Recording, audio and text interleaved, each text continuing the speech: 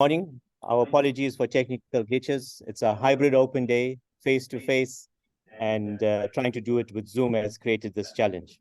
But we are here and we're excited to see so many participants. Thank you for giving up your valuable time on the Saturday to join us. There are close to 300 participants, which most would say joining around midday, and most are virtual. But it's wonderful to see so many familiar faces in the audience.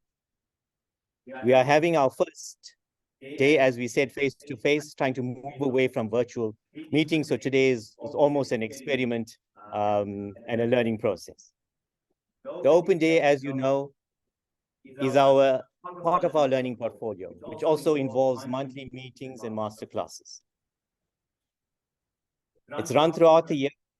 On that note, participating doctors should expect a course in emergency medicine in the first quarter of 2024 and possible accredited practice manager training course in the first 3 quarters of 2024.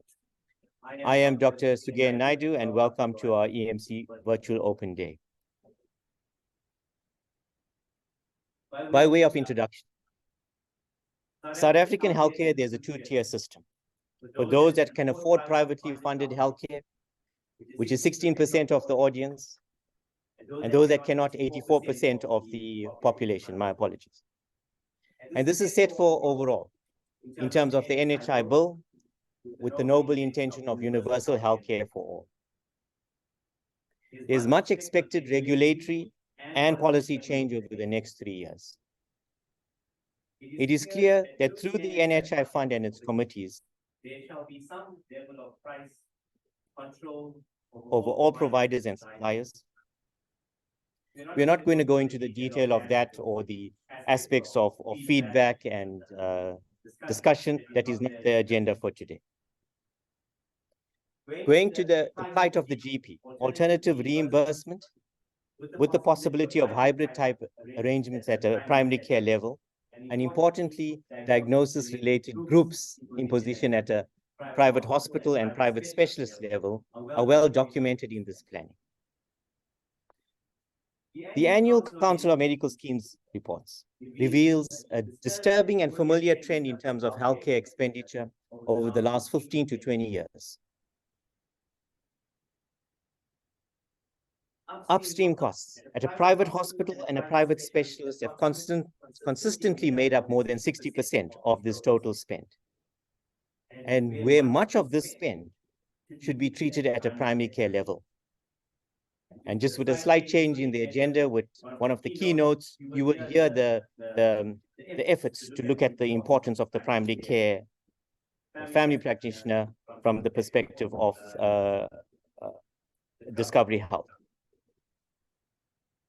So clearly the spend is not sustainable and something has to change and something has to give. The balance of power to shift back to primary care providers has simply taken too long. NHI in certain ways purports to correct this. And so, as well-established primary providers, there's much common ground and there's a collective frustration on these funding issues. And in fact, most solo practitioners are hampered with limited resources, top-down managed care restrictions, security challenges, and an ever-growing disintermediation as corporates try to commoditize a no-good profession. Rather than respect fundamental challenges like, or let's call it aspects, like scope of care and quality-driven outcomes. So colleagues, virtually, and you can see I'm trying to look at the mic or the camera and look at the audience at the same time. Can we visualize a new environment with a required investment in primary care service provision and a funding model that shall reverse the above, noting the starting point of any universal healthcare system needs to be at a primary care level. Indeed, 3 years is around the corner, and we are required to act collectively and proactively. So the key question is, can we become agents of our own change? It is not unforeseeable that different mechanisms of funding and reimbursement, and where records are shared focusing on outcome measures, and in particular, quality of care, can dramatically improve the plight of the GP. However, an entrenched private healthcare sector that has focused on its profits shall attempt to maintain the status quo and protect their turf.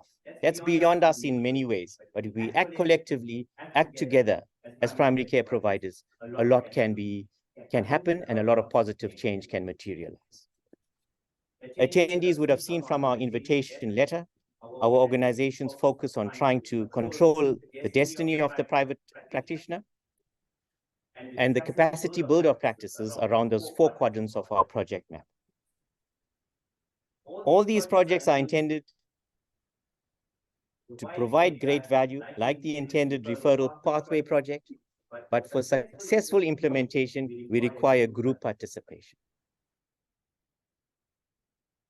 These core objectives naturally have a learning leg, and this learning portfolio is the key to nurturing a doctor-patient relationship and preserving its integrity and autonomy. So we hope to see many of you to join us on this quest of practice sustainability amidst these anticipated healthcare reform. A word of appreciation to all the stakeholders present in here and outside, and to our entire team, despite our limited resources, for their sterling efforts in making this event possible. Moving on to the logistics of the day, there's a change in the agenda just with the first topic with Discovery Health starting off proceedings, followed by the Office of Healthcare Standards and Compliance. We have an exciting mix of topics, and besides these keynote presentations, there are clinical, technology, and ethical upskilling presentations. We'll have to manage time far better than our start, and hopefully there shall not be too many further glitches. The CPD tracking process for those here and virtually have been communicated. The chat facility shall be available for attendants to raise their queries and questions. In such a long event, it's near impossible to allow for live questions, but we will promise to respond to all the queries, either to the presenters or to ourselves in a follow-up memo.